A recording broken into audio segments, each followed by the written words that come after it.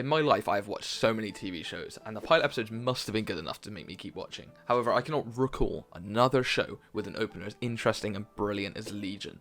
I'm already making this video having only watched season 1, that's how incredible it is to me. With that said, let's get straight into the reasonings as to why I think this is one of the best openers to any TV show ever. I will start out by saying the setting was just perfect. We're never given a time period in this episode, but the older tech and clothes and just lack of mutant knowledge whatsoever probably places it around the 60s or 70s, maybe. I personally always love the X-Men stories because they're never in modern day.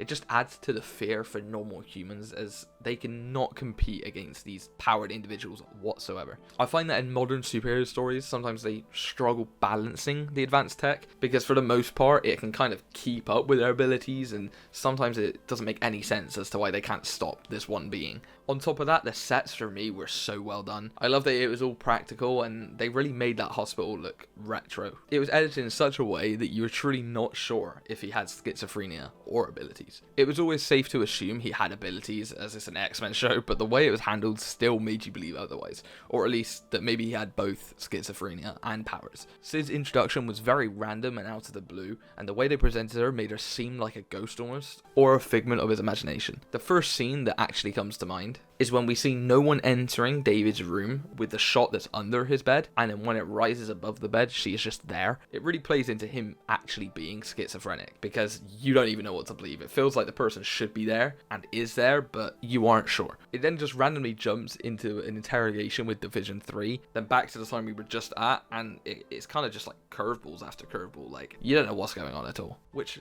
just so happens to lead into my next positive, which is the sheer amount of confusion this show gives you. Like, it's beyond confusing, but in a good way. Like, I love it. Like, it's not enraging, but super intriguing instead. Trying to piece together that Sid had abilities and determining what they were was really fun, but also hurt my brain a little bit. Seeing him communicate to Sid in a fake imaginary world as well just made you unsure whether what we have been watching for the past 40 minutes was even real. The ending scene with his breakout as well didn't even feel real, as all the abilities being used to break him out were things he could have potentially done anyway, which made me personally think that it was just some alternate vision we were seeing. So the events are actually happening in some other form, but we're just seeing what he wants to see, which happened to me miles off in episode 2 anyway. Another thing that added to the confusion was the yellow-eyed demon. It was just super creepy and always there. And to be honest, more than creepy, this thing was disturbing. Every time it came up, I just wanted to look away. Feels like you saw a monster.